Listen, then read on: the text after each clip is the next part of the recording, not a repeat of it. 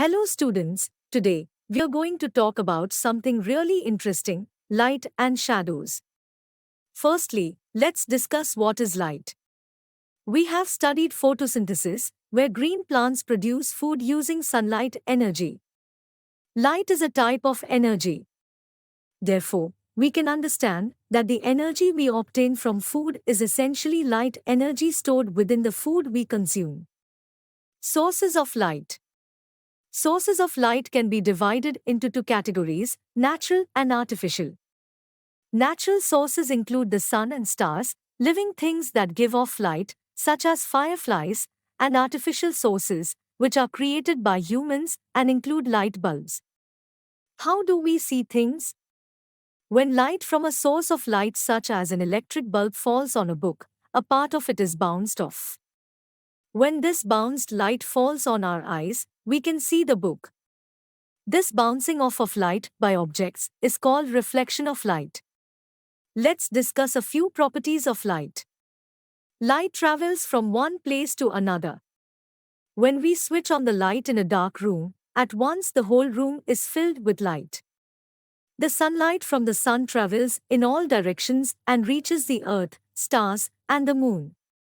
It shows that light spreads in all directions from its source unless it is restricted by some barrier. Travel straight. Light travels in a straight line, similar to a straight line you can draw with a ruler. This is because light travels in the form of rays. Light is made of 7 colors. You might have observed a rainbow in the sky at times, typically appearing after rainfall. When sunlight passes through raindrops, it disperses into 7 colors: violet, indigo, blue, green, yellow, orange, and red. Therefore, the white light we see consists of these 7 colors. Rainbows can also be spotted in water droplets from fountains or sprinklers when sunlight hits them at a specific angle. Different types of objects. Transparent objects allow light to pass through them completely, making objects on the other side visible. Some of the examples are glass, clear plastic wrap, etc.